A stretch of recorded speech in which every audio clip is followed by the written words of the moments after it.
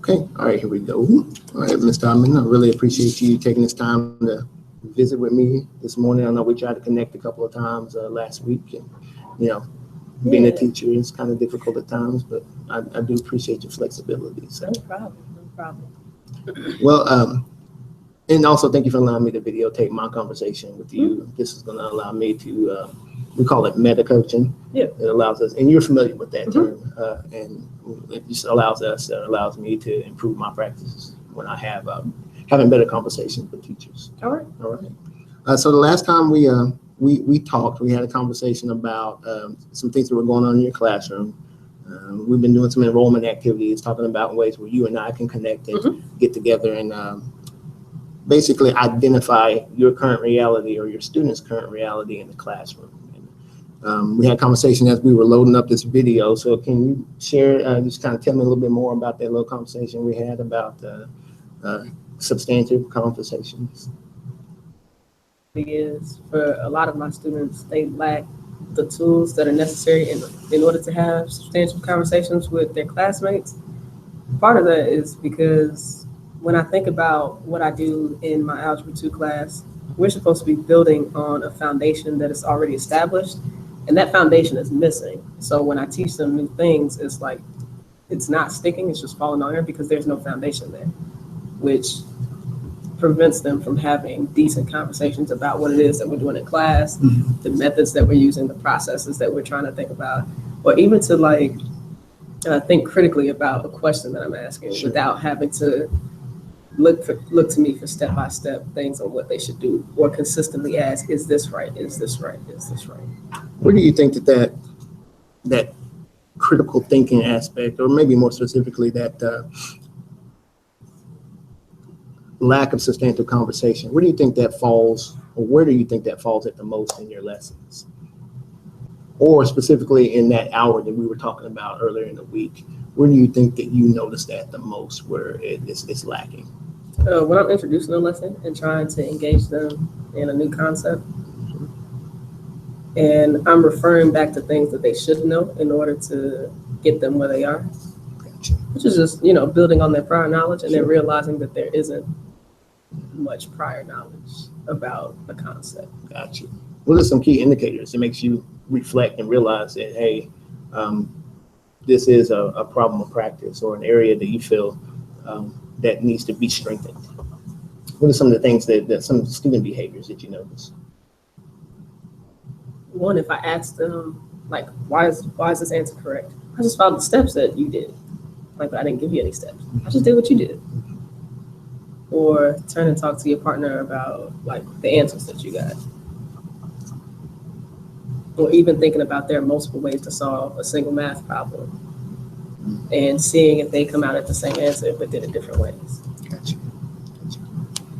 So a lot of that comes when they can't articulate what it is that they did or how they got the right answer. Sure. In the past, what are some ways in which you, let me rephrase it, talk to me or take me into a class, utopian class, if you will, and let's just talk about the beginning. When you're introducing a new concept, fractions, or what are you guys working on right now? Right now, we're working on rational expressions. Rational expressions. So take me through beginning of a lesson. You're introducing it first time. We know that the kids, that's something that's introduced to them a little bit earlier than the course that they're taking now. Tell me what you would like that, what do you want that to look like? In a perfect world, I would not have to introduce the property of exponents because that's something that they would recall from prior years of math. And when I ask what the word rational means, they will be able to look at the word, even if they don't know what it means, and break apart its root word, which is ratio, without me having to tell you that the root word of rational is ratio, just by looking at it. Sure. So that's more of an English thing that could be applied to a math classroom. And knowing that a ratio can be represented in 3 different ways, and one of which is a fraction, because rational expressions are a ratio of polynomial expressions written as fractions. So if you can identify the word ratio, then we have something to build on. Gotcha. So then we talk about ratios. Then we even go back even further, asking them, do they know what a rational number is? And if you can identify a whole number, you should know that a rational number is anything that can be written as a ratio of two integers. So anything that can be written as a fraction, a decimal, so on and so forth. Even a percent is a rational number. Yeah. So, and then going on to ask them, do they know how to simplify rational numbers? If you know how to simplify fractions, you can simplify a rational number. If you know how to identify factors of a number, you can simplify a fraction. You can simplify rational numbers. But if you don't know what factors are, and you don't know how to identify what two numbers can I multiply together to get me 25, we have a problem. We have a breakdown, because there's no way that you can ever go from not knowing how to identify the factors of 25 to being able to simplify a rational expression, which is our actual goal. Gotcha. And so when we're talking about learning gaps, and when we're talking about scaffolding information for students as we're going through our lesson, possibly multiple times in the lesson, what are some of the strategies that you use to get some of those things across, get some of those concepts across to the students? So the very thing that I just told you that I wouldn't do in a perfect world, that's what I do. So I go all the way back to pre-algebra, and we talk about exponents. And then after we talk about exponents, we talk about the properties of exponents. And we do that for about a week, so that when we do these rational expressions, they can actually identify how I can simplify variables and rational numbers and things of that nature. How to factor. Like factoring is a big thing. If I know how to factor, then I can simplify. Gotcha. Or even though that factoring is essentially a form of division. So multiplying two binomials is the opposite of factoring a trinomial. Gotcha. So we start all the way back there. And it sounds like you, and I didn't mean to interrupt you, Yeah. but it sounds like you what I'm hearing is that there's a lot of opportunities for some type of formative assessment to identify, where the kids are at along that particular concept that they're teaching, exponents and rational expressions. When you are looking at specific lessons, or those particular lessons you've done before, where in what ways are you doing formal assessments in regards to rational expressions? Turn and talk, and thumbs up, thumbs down? Is it one of those things? And how are we knowing that the students, because we already have this understanding that our students we need to scaffold certain things, right? So how are you I specifically, they don't really know this, but I picked a few questions that I'll specifically say, I'm not helping you with these questions. So I'll give you 5.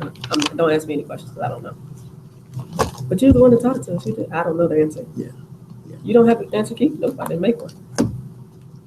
So you have to go ask somebody else, and they struggle. But that's how I really identify. Because then it becomes somebody will overhear somebody struggling, and they'll know one part of it. Well, I know that we need to do this. And then somebody else will know another piece of it. Well, I know I need to do this. So then I can actually point out specifically where certain students have their misconceptions, and then who just completely doesn't know it at all, because they have to consistently ask somebody else. They can't do not one problem on their own. Gotcha. I see what you're saying on that. On a scale of 1 to 10, 10 being the best, how would you rate in one specific class? Let's talk about that hour again. How would you rate how you feel substantive conversation occurs in your class? Talking about math? Yeah.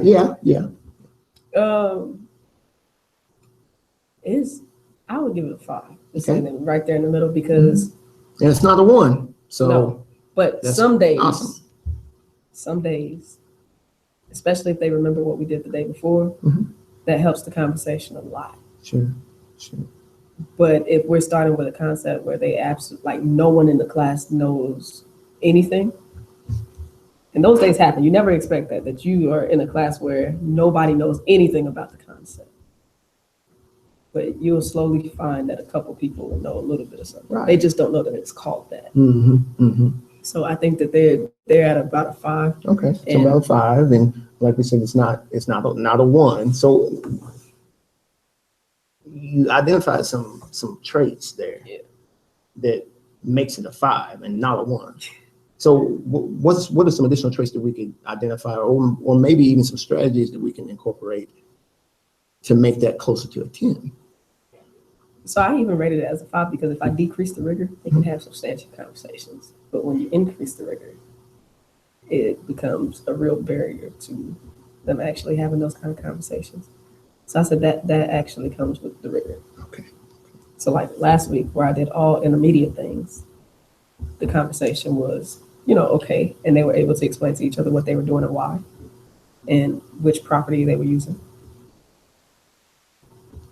But like yesterday, when we were talking about rational expressions instead of just exponents, the conversation wasn't as substantial because I've just upped the rigor. And really, I didn't up the rigor. I brought it to level. Okay. So we're at a level, regular, normal level, which is rigorous to them. Gotcha. Super rigorous. So when I up the rigor, the substantial conversation decreases. When I decrease the rigor. How valuable do you think that is for them to be able to have a conversation about the concept that they're learning? How valuable is that to you as an educator? The way I phrase it to them is we talk about what is it that you want to do. So I have, in that specific class that we're referring to right now, I have a kid that wants to be, he wants to design video games.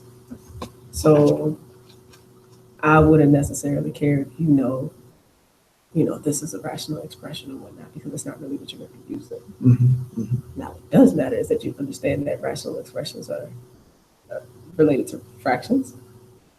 And then how, when you're coding your video game, the mathematics that would be embedded in that. It's all about how you frame it. So the framing is the most important piece. So I try to frame it in a way that they can see the real tangible connections to the real world. So it sounds like, and I totally agree with you, that's a lot of planning. Yeah. But it's planning that is, conducive to, long-term learning. Yeah. And I know that in your PLCs, you guys collaborate extremely well. And I always try to commend you guys for what you guys do in regards in the math department, champion that idea, because it's a collaborative profession, right? And so as we're looking into that, we're talking about measuring substantive conversation or conversations in general. It kind of reverses us or takes us back a little bit to the planning stage and possibly developing prompts or guiding questions to stem students into different directions. Sometimes it's just as simple as how many of my students are using the math vocabulary that we just learned. I like that. So that's where I try to get it. How many of them can actually use the words that we're using? So how many of them actually can say like rational is a rational expression? I like how you put that. Or instead of like saying, which I guess is my fault, because when I introduce them to the topic of factoring, I always ask them like, they didn't understand what greatest common factor meant. But if I said, what's the biggest thing that they have in common, they can do it then. Gotcha. So, but when I can get them to say greatest common factor, we have the success. So in a given lesson, what do you think? I'm sure it varies, but in a given lesson, how many vocabulary words or terms would they possibly use to make you feel like that's been conducive learning, or they understand the concept? They may use the word, that's a whole nother level. Using the word is one step. Yeah, I feel. And then using the word in the right using the word in the right concept, I think that's a completely different step as well. Two things that could be measured, two things that I sound like, to me, it would be extremely valuable to know as an educator, how well are my students using this academic vocabulary? So just kind of, I know I talk a lot sometimes, but what would be a specific goal that we could work towards in that particular hour that talks about students using academic vocabulary in a substantive conversational situation. How they're using it. How they're using it. Am I just saying it because I know that that's what the problem is called, or am I saying no, with this property of exponents, we have to use the product of powers property because when we do the product of when we have two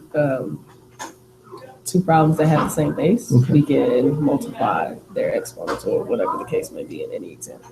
I would really like to know what that looks like. Like, I've never looked at identifying academic vocabulary in that way. So I think that would be really interesting to There's look. some really great studies, especially when you think about like when people talk about the vocabulary of low-income students, they think that they're at a disadvantage because by the time that they enter elementary school, their vocabulary doesn't match that of their white counterparts. When in reality, they have just as much of an expanded vocabulary as their white counterparts, but it's different.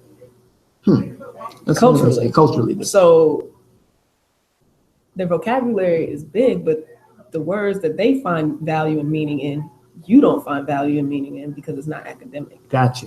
They're not saying, they're not referring to their block based on like a specific set of, an area in between a set of streets. That may have a different meaning to them, but they still know what you're talking about. And if you phrase it that way, if you understand the language barriers that come from not just people, we all speak English, so we shouldn't have any language barriers. Yeah, it's not a conformity piece at all. It's more it's like we were talking about earlier, the scaffolding piece. Yeah. Like you use a word, in the academic sense,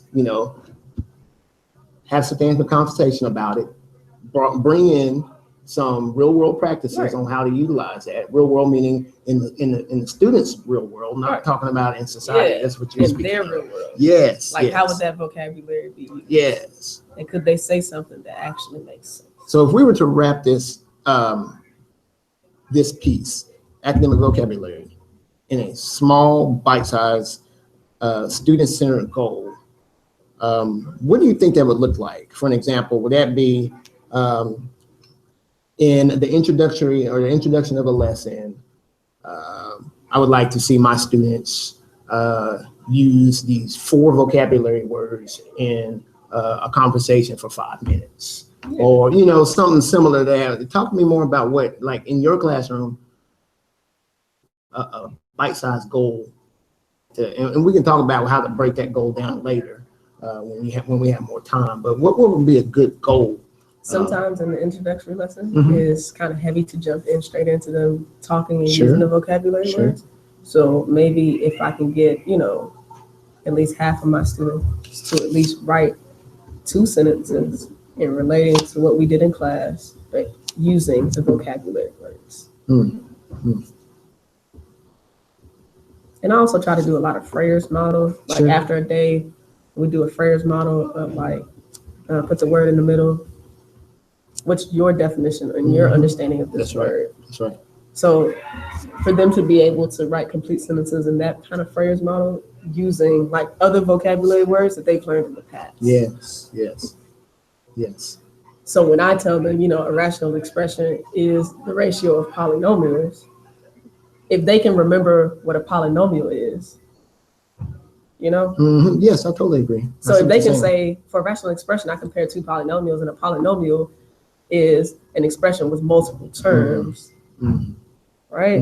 Then we've gotten somewhere. Yeah, you can really measure their depth of knowledge there, right? Yeah, so I think really building on their prior knowledge is really just, especially when, like I said, I feel like sometimes I'm building on air because there is no foundation. So to make sure that I at least find a couple things that I know will stick and I can build on that. We did polynomials for a whole unit. And that was one of the units that they actually did really good on. So if I can refer to, like we did this when we were doing polynomials. Like when we graphed and I did this transformation activity with them, to this day, they will still tell you, like, I know the transformations because that was the poster that we did with Bumblebee and it was moving left to right. So you can transfer, so they were like, I can translate this one even though it don't look the same. Right. Because I still know that that number right there tells me to move left or right. I hear you on that. Yeah. You kind of get into the situation where you you really have to have a lot in your toolkit Yeah. to be able to facilitate conversation with the students, right? Yeah. So it sounds like an initial goal. It seems like it's compelling to you. Something that you really want to look at Yeah. is essentially increasing the conversation in regards to the academic vocabulary that you have within a particular concept. Right. So what I wrote down was, and I want you to tell me if this needs to be adjusted or we need to look at this at another time. You want to be able to have half of your students write down a few sentences relating to the vocabulary words that were presented to them in the day before or that particular day. Yep. And we can talk about specific strategies, and that's where I'm gonna come in a little bit more. Mm-hmm. Is that I'm gonna do some research and be a little bit more equipped with providing you with some examples or some strategies that we both can look at together. Because you mentioned 3 or 4 and I was right there. specifically like, I'm trying to stray away from, because one of the top strategies that people try to use is like sentence stems and sentence starters. Yeah. If I'm providing you with the structure, then you're not doing anything except filling in a blank. That's a good point. So that's been like, that's been like the key. Gotcha. Is because sentence stems and sentence starters are great, Mm-hmm. but I'm giving you everything you need. Yeah. All you have to do is plug in. Mm-hmm. That's what we're trying to get away from. You have to create the sentence starting. So, Right. I like that. So, and we had more conversation about how, and that's kind of the next step after we've identified a goal. And, I'm kind of jumping around here a little bit, but just to kind of review a little bit, because we've had coaching conversations before, identifies what we were essentially doing just now over the last 15 to 20 minutes. So we try to identify a current reality, whether in the classroom or with a specific group of students. And it seems like that we have identified a problem, or not necessarily a problem, but we identified an area for growth, right, that's compelling to you, that you want to help support our kids in regards to their growth specifically. And so, we'll look through that, and our next step would be the learn stage. And in our conversation, I kind of want to remind you that a coaching cycle is several hours, and we don't do all 3 of the coaching cycles. Right. All 3 of the steps in the coaching cycle in one day or a couple of weeks. We've had that talk to where we've been in cycles where it's taken a couple months. Right. So the identify stage is an important piece where we identify the current reality of the classroom, and then I share checklists with you. Yep. We share strategies. You provide me with strategies you want me to do a little bit more research on, and we have candid conversations. And that's where we spend a lot of our time is in that learn stage, that collaboration piece. I do, we do, all of those good things. And then sometimes we get to start to monitor it, and sometimes we jump to this improved stage where you're monitoring practice before we really become masterful in the strategies that we've either presented or done before. It's kind of fine tuning. The learn piece is where we fine tune it. Yep. Then we go in and improve. So, in the identify stage, what I'd like to do, based on this goal of 50% or half of the students writing down 2 academic sentences based on academic vocabulary. And what we would like to do is to go in and get some baseline data. So the next time I'm in your classroom, it would be some baseline data in regards to that particular information, okay? Yep. And then I'll hit you up and talk to you more about what we're going to do in the future in the conversation. All right. I really appreciate your time. No Sorry, it's rushed. Are you good? Okay. Stand for the flag. Oh my God, sorry.